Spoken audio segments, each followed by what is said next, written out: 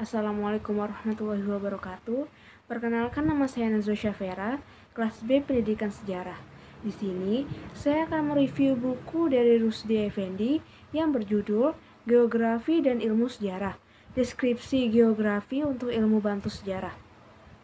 Sekarang, saya akan mereview bab 2, yaitu seputar teori dan pemikiran sejarah. Teori sejarah. Teori ilmiah, termasuk dalam bidang sejarah, dibentuk dari fakta empiris yang dihasilkan melalui penelitian. Fakta-fakta ini diolah menjadi generalisasi yang membentuk teori. Teori kemudian diuji untuk membuktikan validitasnya. Jika terbukti benar, teori dipertahankan. Jika tidak, penelitian dilanjutkan untuk mencari teori baru. Dalam sejarah, teori membantu kita memahami dan menjelaskan peristiwa masa lalu dengan cara yang lebih ilmiah.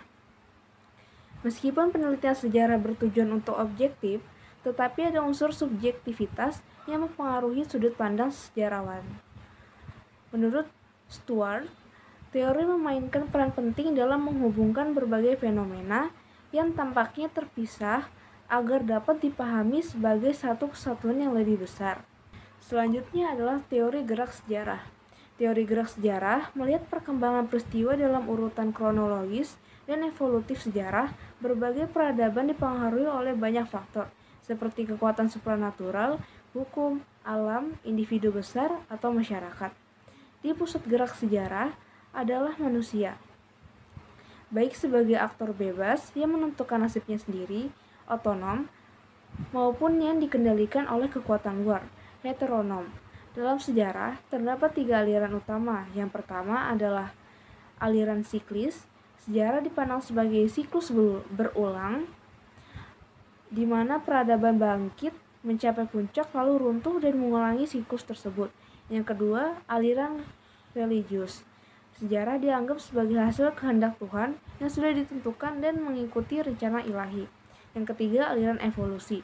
Sejarah dilihat sebagai perjalanan maju menuju kesempurnaan, di mana manusia sebagai pemeran utamanya. Aliran evolusi mulai berkembang pesat setelah masa Renaissance, ketika manusia mulai dianggap sebagai aktor utama yang mampu mengendalikan nasibnya terlepas dari kekuatan eksternal. Selanjutnya adalah teori persebaran kebudayaan. Manusia selalu berinteraksi dengan dan berpindah untuk mencari kehidupan yang lebih baik. Hal itu mengakibatkan penyebaran kebudayaan, baik melalui akulturasi, asimilasi, maupun difusi. Beberapa teori utama mengenai persebaran kebudayaan adalah teori heliolitik, mengatakan bahwa kebudayaan dunia berasal dari Mesir kuno dan menyebar melalui pelayaran. Teori revolusi kebudayaan. Kebudayaan berkembang melalui tahapan revolusi, mulai dari revolusi Neolitik hingga revolusi industri.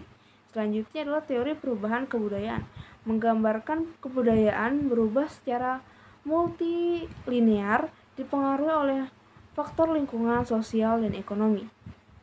Selanjutnya adalah pandangan dan teori sejarah. Dalam filsafat sejarah, ada 2 pandangan utama terkait posisi manusia dalam sejarah. Pertama, indeterminisme.